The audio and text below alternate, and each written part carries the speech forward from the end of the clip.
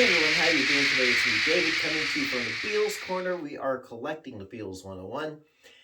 Today's video is the next one up in my shootout of different pressings of a certain album from different times and places. And this one is Rubber Soul. Not what's on the bottom of my shoe, but the album by the Beatles. On previous videos, I've kind of shown you, as I've gone along, different album covers or the different pressings I was doing, but it's pretty all consistent with that, so you know what the album looks like. So there. All right, Rubber Soul. So I'm doing the 1978 UK pressing. It came out of my blue Beatles collection box set up against a mid-1980s version, also pressed in England.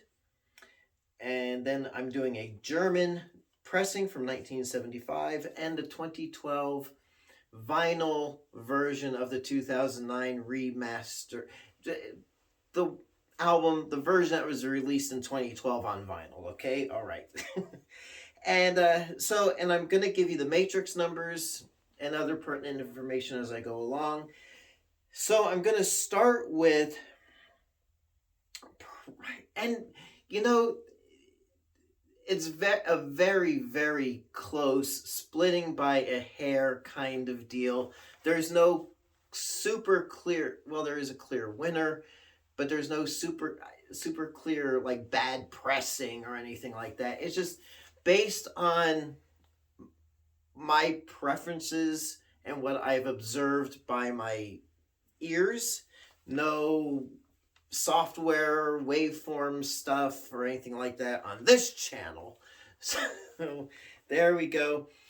And I'm not doing the American version that was done by Capitol, and then for you folks up in Canada, the Canadian version was the same, because it's a different album. Songs were removed and then 2 songs were put on there. And I do prefer the American version over the British version, but now the British version is the official version, so that's what we're going with, all right? So if I was adding the American version, it'd be the Dexterized version, okay? With a little bit of echo and life and stuff. But we're not doing that. So, it's kind of in no particular order this time round. But I will leave my favorite pressing, I'll talk about that at the end of the other 3. So, because it's that close. So with the German pressing, it's from 1975. Catalog number was the 1C062-04115 on the blue Odeon label. It's a -3-2 pressing. And I would probably, really any of these, I would just pick up and listen to if I want to listen to this album. But for this, it's a pretty straightforward sound quality. It's a little bit too compressed compared to the other versions that I've tested. It's basically, and I think Odeon did this with the Beatles albums in the 60s and 70s. This is my impression, is that they got the tapes from EMI, Abbey Road in England, and really didn't do anything with them. They just took that master tape, made a master of it. Well, they didn't take the master. It was the whatever copy of the master they got.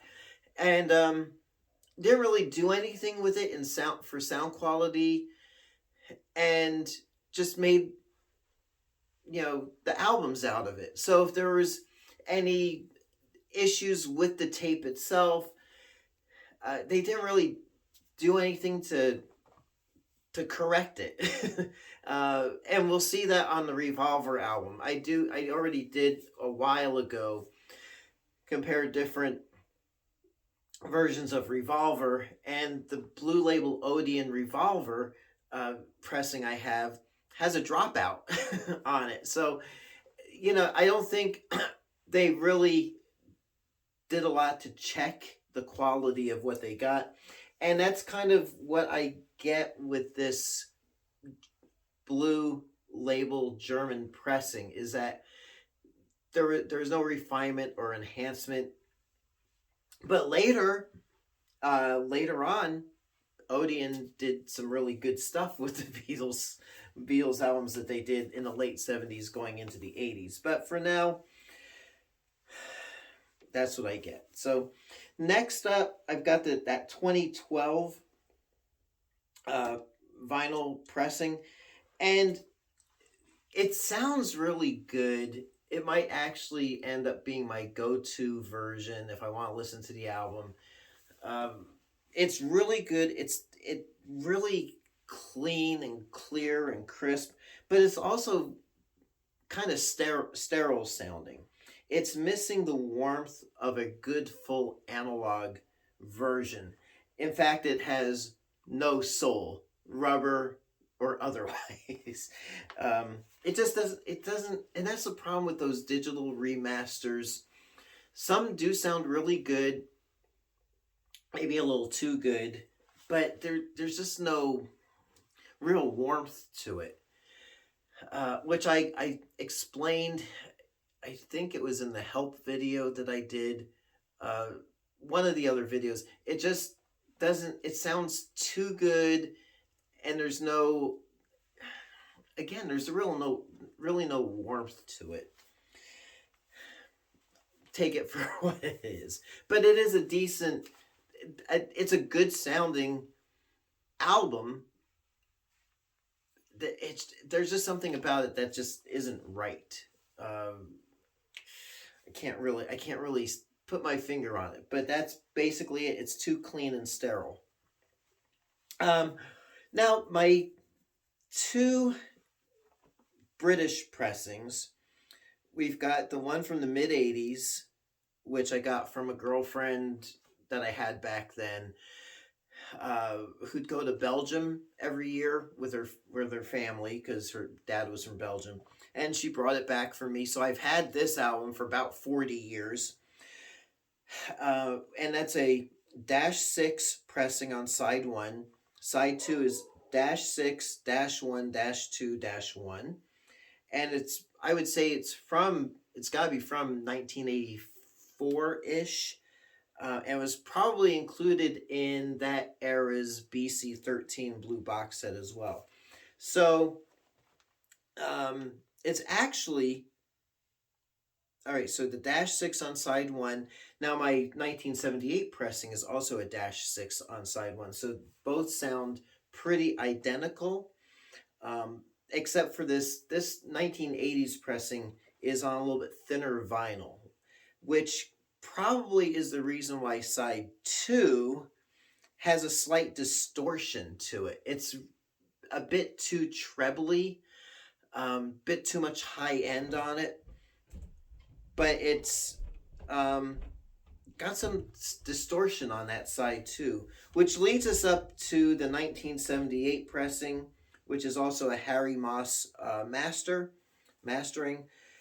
From 1978, it's a -6, -3, and really, to me it sounds live. It's crisp, it's open, it's got the perfect balance of bass and treble, and that is the best sounding copy of Rubber Soul that I have in my collection.